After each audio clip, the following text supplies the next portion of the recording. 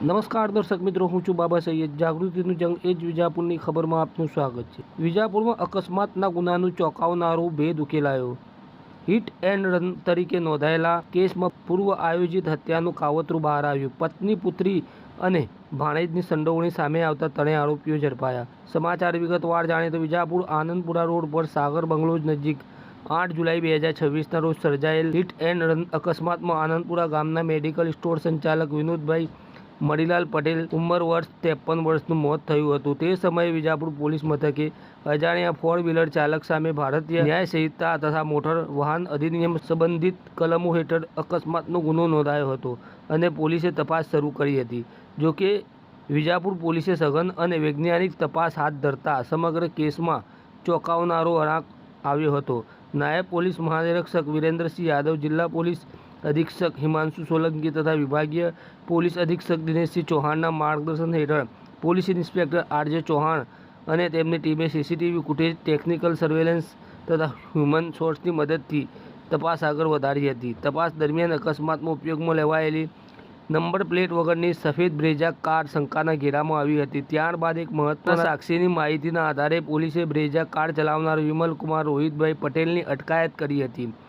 પૂછપરછ દરમિયાન તેણે સમગ્ર ઘટનાનો ભેદ ખોલી નાખ્યો હતો. પોલીસના જણાવ્યા મુજબ મૃતક વિનોદભાઈ પટેલની પત્ની રીટાબેને પોતાના ભાણેજ વિમલકુમાર પટેલને પતિની હત્યા કરવા માટે વારંવાર દબાણ કર્યો હતો. મૃતકની પુત્રી શ્રદ્ધાબેને પણ વોટ્સએપ કોલ દ્વારા પિતાના હલનચલનની માહિતી અને લોકેશન આરોપીને આપતી હતી. આરોપી વિમલકુમારે પૈસાની જરૂરિયાતના કારણે આ કાવતરામાં સામેલ થવાની કબૂલાત કરી હોવાનું પોલીસ તપાસમાં સામે આવ્યું છે.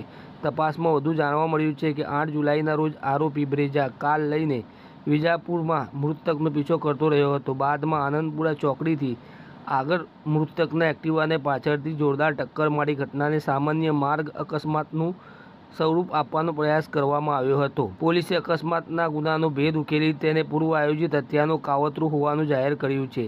અકસ્માત સર્જ્યા બાદ આરોપી કાર લઈને સ્થળ પરથી ફરાર થઈ ગયો હતો.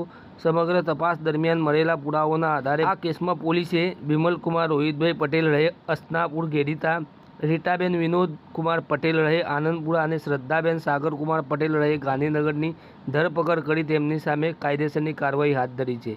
વિજાપુર પોલીસની સતત તપાસના પરિણામે સામાન્ય અકસ્માત તરીકે નોંધાયેલા કેસનો ભેદ ઉકેલાઈ પૂર્વ આયોજિત હત્યાનું ષડયંત્ર બહાર આવતા સમગ્ર મહેસાણા જિલ્લામાં ભારે ચકચાર મચી જવા પામ્યો છે. પોલીસે હવે કેસમાં વધુ તપાસ કરીને અન્ય કોઈ વ્યક્તિની સંડોવણી છે કે નહીં તે દિશામાં પણ કાર્યવાહી હાથ ધરી છે. સમાચાર અપડેટ લઈને ફરીથી મળતા રહીશું. ત્યાં સુધી આપણી જાગૃતિ જંગ એ જ વિજાપુરની ખબરને લાઈક કરો, કોમેન્ટ કરો.